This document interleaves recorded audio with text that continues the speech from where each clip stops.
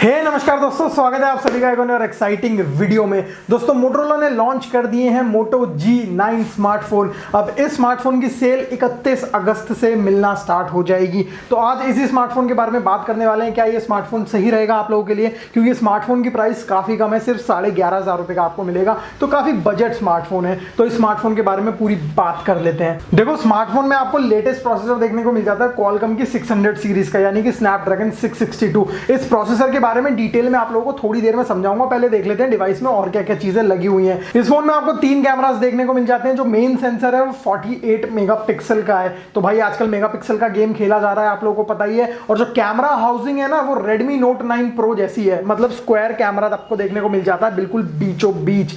3 cameras हैं, एक flash है और नीचे आपको फिंगरप्रिंट सेंसर भी देखने को मिल जाता है। ओवरऑल जो डिजाइन है वो ठीक लगी है मुझे, लेकिन आगे की तरफ आपको ड्यू ड्रॉप नॉच देखने को मिल जाती है। ठीक लगती है ड्यू ड्रॉप नॉच, लेकिन अगर होल पंच नॉच होती या होल पंच वाली डिस्प्ले होती तो पर्सनली मुझे ज्यादा अपीलिंग लगती है होल पंच वाली। आपको कौन सी डिस्प्ले ज्यादा पसंद है, ड्यू ड्रॉप वाली या होल पंच वाली? नीचे कमेंट में जरूर बताना। फोन की जो डिस्प्ले है वो 6.5 इंचेस की HD प्लस डिस्प्ले है। तो यहाँ पे फुल HD डिस्प्ले नहीं मिल रही, तो ये एक डिसअपॉइंटिंग बात है, क्योंकि 11,500 रुपए में दिया जा सकता था फुल HD और प्रोसेसर भी सपोर्ट करता है। तो नॉर्मल आपको सिर्फ 720p वाली डिस्प्ले देखने को मिलती है। यहाँ पे डिस्प्ले का साइज 6.5 इंच है, तो ठीक है, मैनेजेबल है, फोन ज्यादा बड़ा नहीं होता। यहाँ पे आपको 5000 mAh की बैटरी देखने को मिल जाती है, तो बैटरी काफी ठीक है। लेकिन जो प्रोसेसर है ना, थोड़ी सी प्रोसेसर की बात कर लेते हैं, क्योंकि स्नैपड्रैगन 662 नया प्रोसेसर है। इससे पहले हमें इंडिया में स्नैपड्रैगन 662 का कोई भी डिवाइस देखने को नहीं मिला। तो स्नैपड्रैगन 662 बेसिकली 11 नैनोमीटर की टेक्नोलॉजी पे बेस्ड है। अब 11 नैनोमीटर ज्यादा कम भी नहीं है 7-5 की तरह, और ज्यादा भी नहीं है 13-15 इन सब की तरह।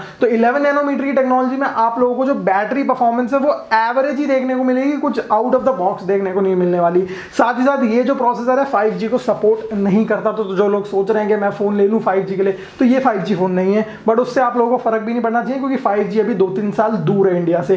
तो 5G की बिना टेंशन के लिए भी आप ये फोन ले सकते हो। लेकिन इस फोन के ये जो प्रोसेसर है ना, स्नैपड्रैगन 662, ये मेजरली कैमरा सेंट्रिक प्रोसेसर है। इसमें कैमरास का आपको काफी अच्छा सपोर्ट देखने को मिल जाता है। इसी वजह से मोटोरोला ने अपने काफी सही कैमरास पुश करें इस वाले स्मार्टफोन में। और ये स्मार्टफोन भी मुझे लगता है बजट कैटेगरी का कैमरा सेंट्रिक स्मार्टफोन है।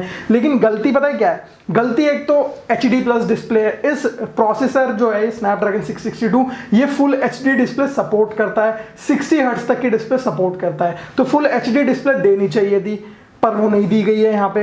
अब डिस्प्ले ना सबसे ज्यादा हाईलाइटिंग फैक्टर होता है। मुझे नहीं पता ब्रांड्स क्यों कट ऑफ करते हैं डिस्प्ले से। थोड़ा प्राइस ज्यादा, इतना फर्क भी नहीं आता है। मतलब जो डिस्प्ले होती है नॉर्मल, वो इतनी महंगी भी नहीं होती है अगर फुल HD और HD की बात करी जाए। फिर भी जो ब्रांड्स हैं वो कट ऑफ कर देती हैं डिस्प्ले के मामले में। और डिस्प्ले ही सबसे ज्यादा देखते हो आप लोग, जो फोन में सबसे ज्यादा आप लोग देखते हो वो डिस्प्ले को ही देखते हो। अब कंटेंट की क्वालिटी अगर रिच और हाई नहीं मिलेगी तो फिर मजा नहीं आने वाला स्मार्टफोन में। मुझे ऐसा लगता है मोटोरोला गलती करता आ रहा है पिछले 2-3 सालों से अपने मोटो G लाइनअप में, क्योंकि मोटो G लाइनअप एक ऐसी लाइनअप थी जिसने स्मार्टफोन्स में बजट कैटेगरी में गेम चेंज कर दिया था 2013-14 में। मैंने खुद पर्सनली मोटो G फर्स्ट जनरेशन यूज किया हुआ है। बहुत अमेजिंग फोन था जब गूगल ने बनाया था मोटोरोला का फोन। फिर लेनोवो के पास चली गई फ्रेंचाइजी, मोटोरोला लेनोवो के पास चली गई, और अब आप लोगों को पता ही है क्या हाल चल रहा है मोटोरोला का। तो आप लोग मुझे बताना आपका क्या ओपिनियन है मोटो G9 के ऊपर। पर्सनली मुझे फोन ठीक ठाक ही लगा है, कुछ इतना आउट ऑफ द बॉक्स नहीं लगा है, और इससे भी ज्यादा अच्छे ऑप्शंस मार्केट में अवेलेबल हैं। प्रोसेसर नया है, परफॉर्मेंस भी आपको ठीक देखने को मिलेगी, मिड रेंज परफॉर्मेंस ही देखने को मिलेगी बजट कैटेगरी वाली।